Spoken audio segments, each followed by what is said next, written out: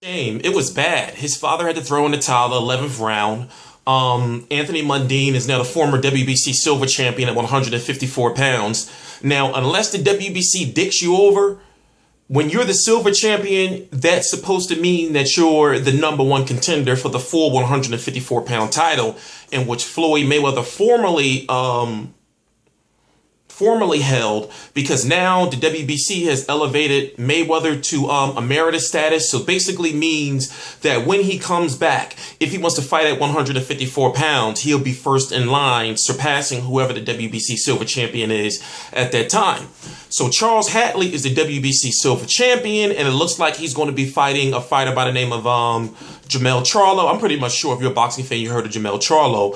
Jermell Charlo is #1 in another division, and right now it's looking like Jermell Charlo is on the easy pickings path for the WBC title at 154 pounds. It's a shame because I'm an Anthony Mundine fan. He was good for the sport. A lot of American fans don't know who he is, but American fans would have loved to watch him in his pre-fight promotion. And he's not a boring fighter in the ring. But as far as him being able to work the mic and sell his fights, he's pretty good. Now, over there in Australia, from what I'm hearing, there's a lot of fans that don't like him because he's too cocky, because he's too arrogant. But in the business of boxing, you got to sell yourself. So, if this is his last fight, it's a shame that he has to go out on this note. But then again, a lot of people thought he was done after he lost to Joshua Clottey.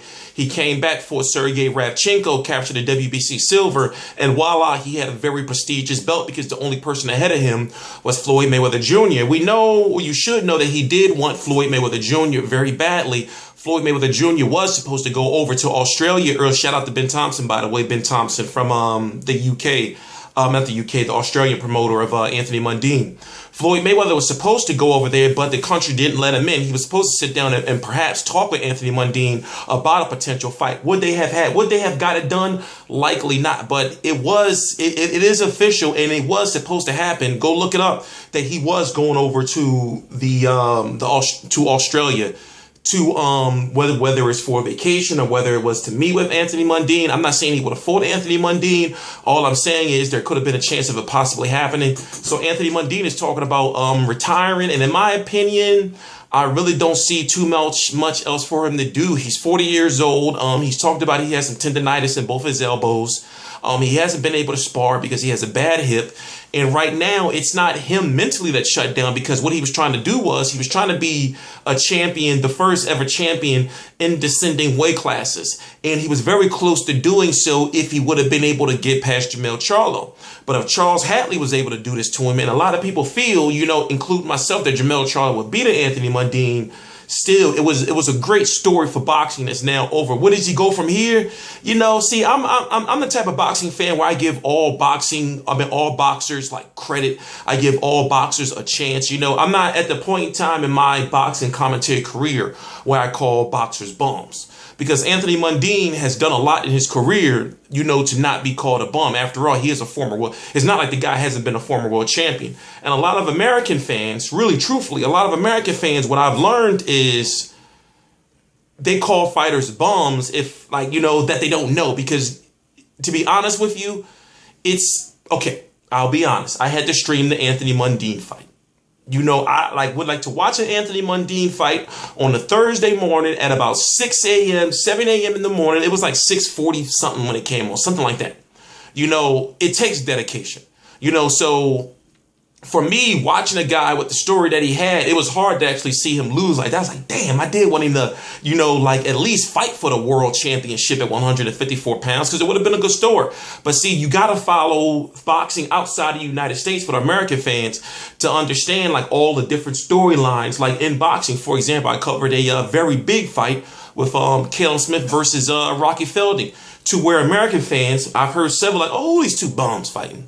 But over there, they sold out more than Adrian Broner, Keith Thurman, Eris Landy-Lar. They sold more seats than any of the big-name Heyman fighters in a domestic event. Anthony Mundine has fought on pay-per-view over there in Australia, basically his whole career, if I'm correct. So, it looks like he's going to retire. There's not really much for him to do. There was a fight with him against Danny Green again, that could have possibly happened. But, it's just, It's over. It's sad, but it's over. I'm T Street Controversy. This is T Street Controversy Live. Look forward to Jermell Charlo versus Charles Hatley. Okay, this is what the WBC said.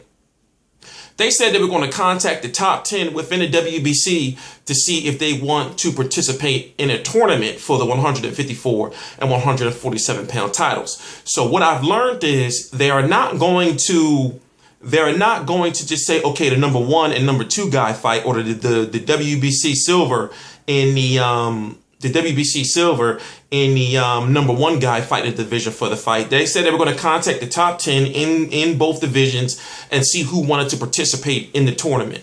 Now, to put the belt that Anthony Mundine just lost into perspective, the WBC Silver is held by Amir Khan at 147. The WBC Silver is held by Toriano Johnson at 168 pounds. Who is the WBC Silver? George Groves was the last WBC Silver. There's no WBC Silver champion. In fact, Caleb Smith is supposed to fight in an eliminator. Now, Caleb Smith wasn't given the belt at 160. Wait, this is not a Caleb Smith video.